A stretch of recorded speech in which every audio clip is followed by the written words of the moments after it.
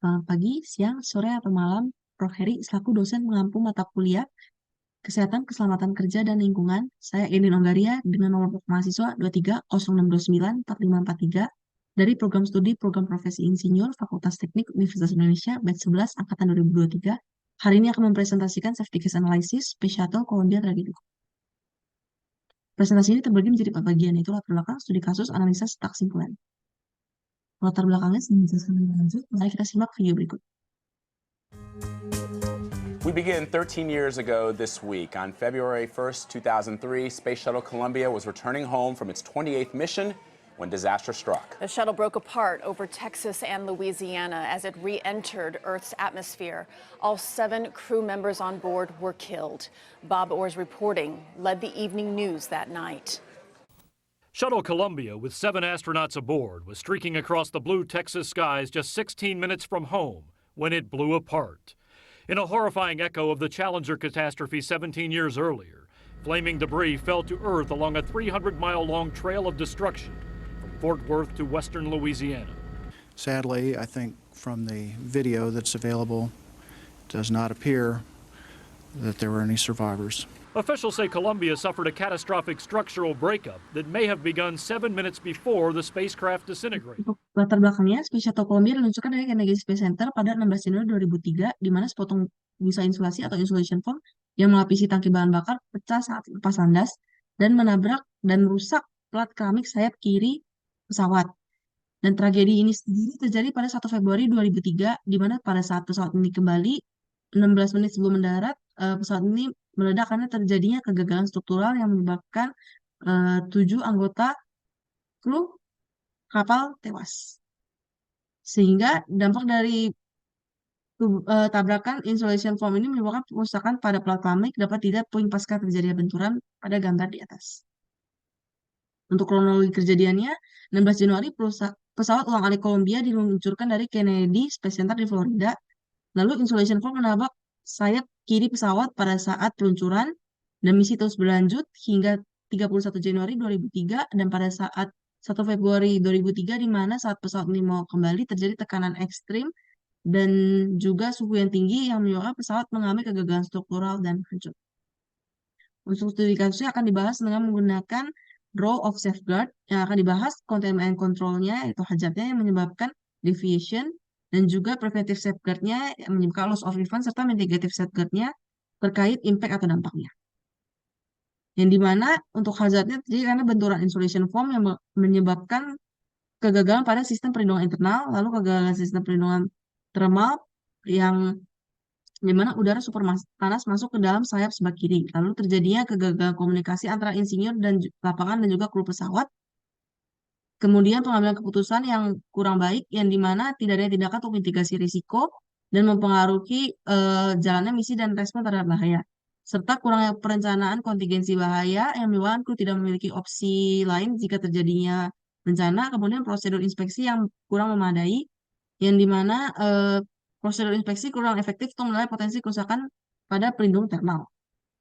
Penyebab terjadinya penyimpangan atau deviation adalah normalisasi penyimpangan yang menimbulkan rasa aman yang salah, padahal peristiwa atau kasus serupa sudah pernah terjadi sebelumnya. Lalu kurang kewaspadaan, kemudian komunikasi yang kurang efektif, di mana tidak dikomunikasikan kepada kru yang berada dalam pesawat, lalu ada tekanan dari deadline untuk meluncurkan pesawat pada hari itu, penilaian risiko yang kurang komprehensif, yang tidak mempertimbangkan potensi yang ada dan mengabaikan penyimpangan, serta kurangnya akuntabilitas untuk menyelidiki lebih lanjut dampak dari benturan ini.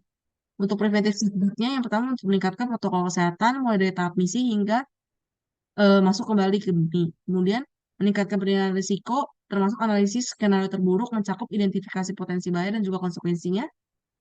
Komunikasi yang efektif, dengan menggunakan komunikasi yang efektif dan cepat efektif ke semua pihak yang terkait. Lalu pengambilan keputusan apabila terjadi masalah keselamatan. Kemudian mendorong budaya keselamatan yang proaktif, dengan di mana pelapor masalah tidak dilakukan dengan tanpa ada rasa takut, perencanaan kontingensi untuk mempersiapkan berbagai kondisi darurat, kemudian meningkatkan prosedur inspeksi yang menyeluruh, terutama pada sistem perlindungan thermal, serta pendidikan dan pelatihan terkait pentingnya mematuhi protokol keselamatan. Kemudian untuk mitigatif safeguard-nya, inspeksi dan perbaikan sistem perlindungan thermal dengan mengembangkan dan menggunakan prosedur inspeksi yang canggih untuk mendeteksi dan menilai kerusakan lebih akurat, inspeksi pada orbit untuk menilai kondisi pesawat di luar angkasa, lalu membentuk badan pengawas independen untuk memberikan penilaian yang objektif untuk meningkatkan keselamatan, mengembangkan strategi mitigasi risiko, meningkatkan protokol komunikasi yang dimana setiap masalah harus dikomunikasikan dengan efektif, dan penguatan budaya keselamatan, menekankan pentingnya aspek keselamatan. Kemudian redundansi dan file system sebagai cadangan apabila terjadinya kegagalan kerusakan, pelaksanaan pelatihan rutin pada consider road, kemudian continuous improvement atau perbaikan terus-menerus untuk mencegah kejadian serupa terjadi di masa mendatang, perkembangan teknologi, melakukan penelitian simulasi, serta kerjasama internasional. Kemudian untuk analisa dilakukan dengan menggunakan fault analysis dan juga voltage analysis, ini mana voltage analysis membantu untuk memberikan visualisasi yang jelas tentang sistem yang kompleks serta kegagalannya, membantu identifikasi titik lemah, fasilitasi manajemen risiko, serta mendukung pengambilan keputusan yang lebih baik.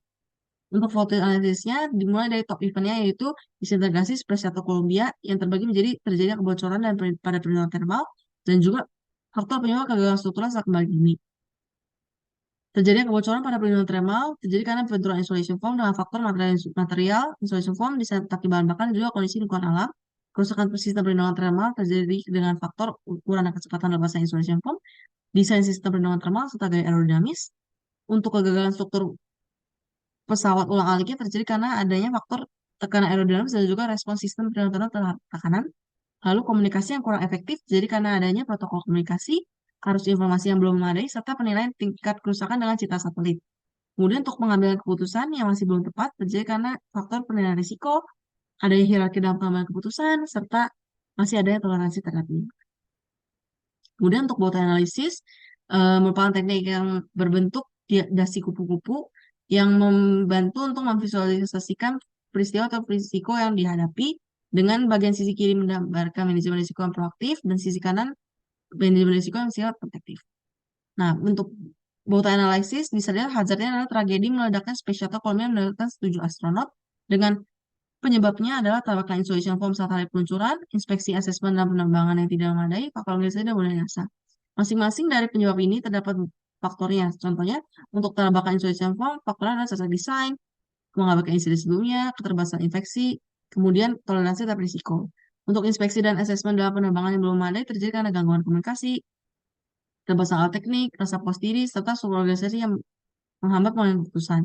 Untuk faktor organisasi dan budaya NASA, karena adanya normalisasi penyimpangan, adanya tekanan jadwal peluncuran, budaya komunikasi, dan juga kurangnya akuntabilitas yang jelas serta grouping.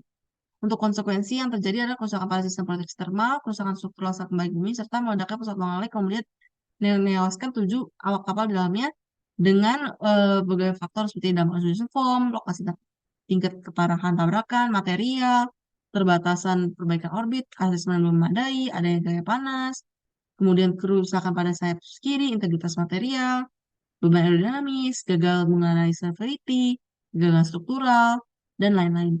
Untuk kontroversinya yaitu prosedur pemeriksaan dan pemeriksaan sebelum peluncuran, kemampuan inspeksi dan perbaikan dan pengembangan, kemudian komunikasi dan pengambilan keputusan efektif di dalam NASA, kemudian rencana darurat untuk penyelamatan kru atau pengembalian yang aman jika terjadi kerusakan. Untuk kesimpulannya, insiden yang terjadi pada Space Columbia ini sebenarnya ditujukan untuk penelitian dan juga eksperimen ilmiah. Dan di mana pada saat peluncuran rusak terjadinya pada sayap kiri karena terjadinya tabrakan, kemudian NASA kehilangan kontak pada ketinggian 200.000 kaki pada saat pesawat ini mau kembali, dan kemudian dilakukan investigasi di mana hasil investigasi adalah rusaknya sistem perlindungan thermal sehingga pesawatnya rentan terhadap panas ekstrim. Kemudian tragedi ini menjadi pengingat akan risiko terkait eksplorasi luar angkasa, di mana pentingnya keselamatan, standar teknik yang ketat, serta perbaikan berkelanjutan perlu untuk operasi penerbangan luar angkasa. Berikut ada referensi yang digunakan. Sekian dari saya dan terima kasih.